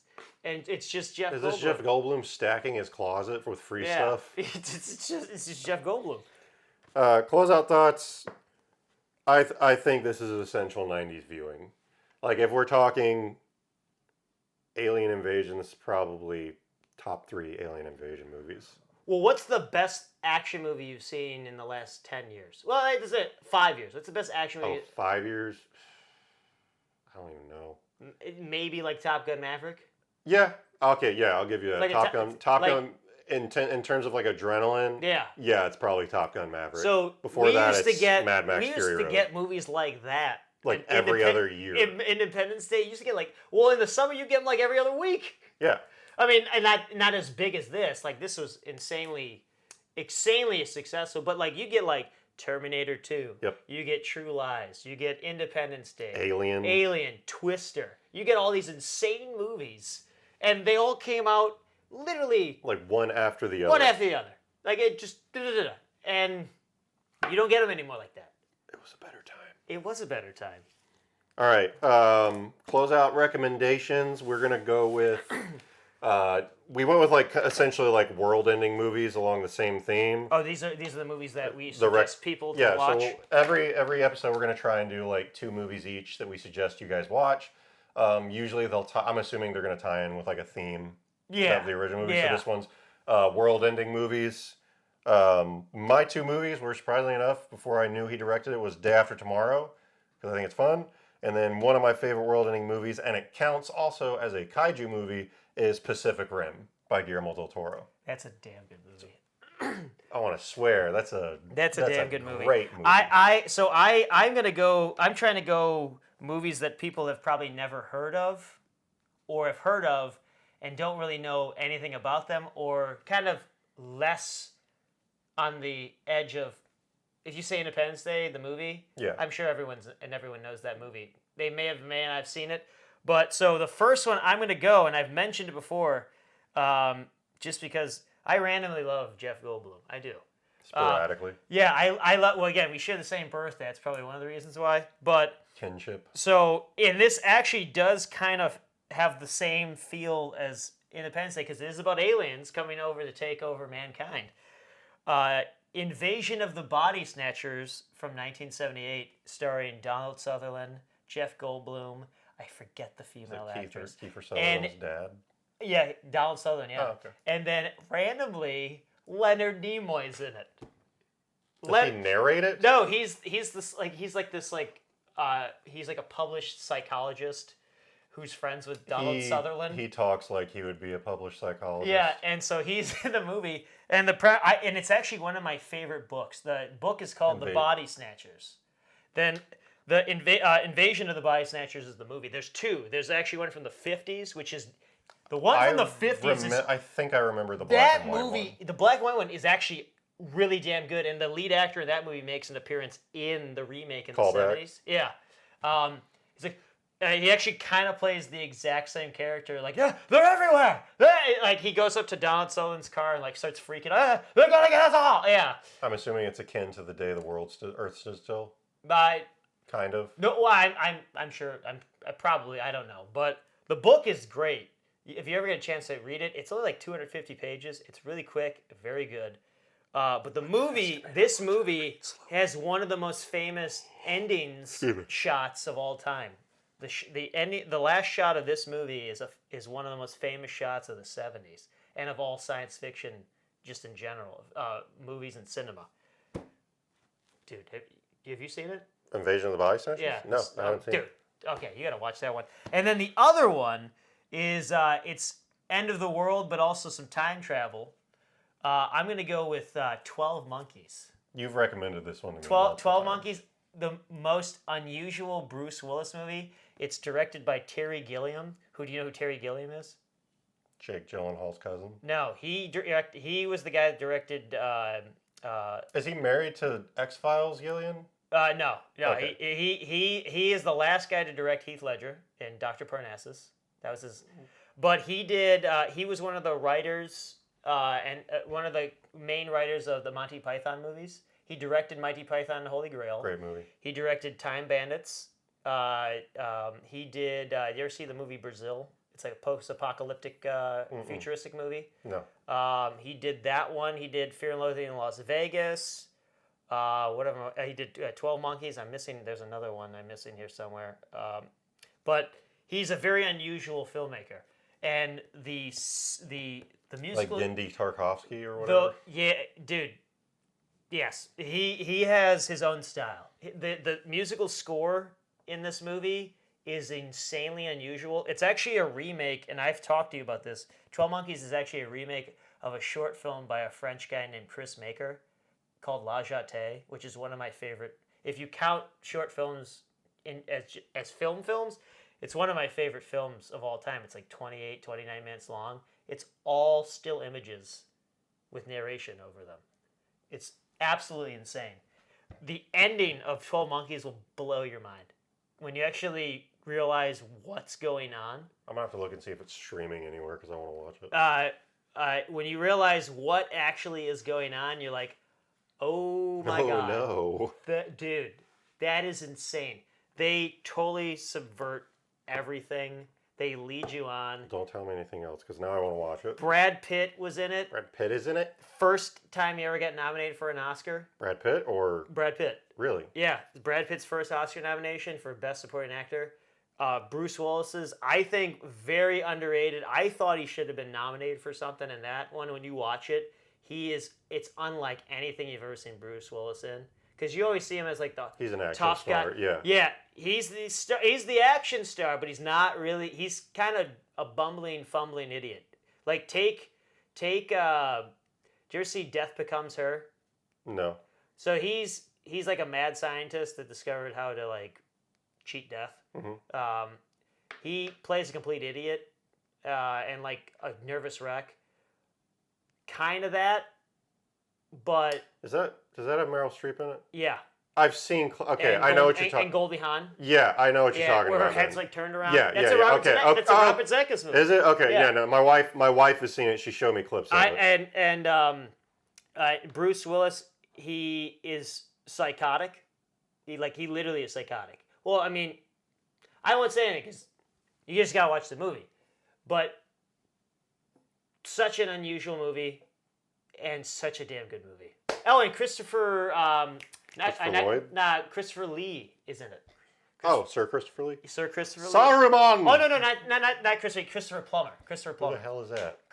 Look up Chris. He's the lead actor in Sound of Music, but you've also seen him in many other things. Probably. Yeah, he's in a lot of movies. I'm just gonna Show me a picture. give you here, Christopher Plummer. I can't come up with one off the top of my head right now. Oh, he's Girl with the Dragon Tattoo. He's in, but The remake or the original? the American made one. Christopher. The one with Daniel Craig.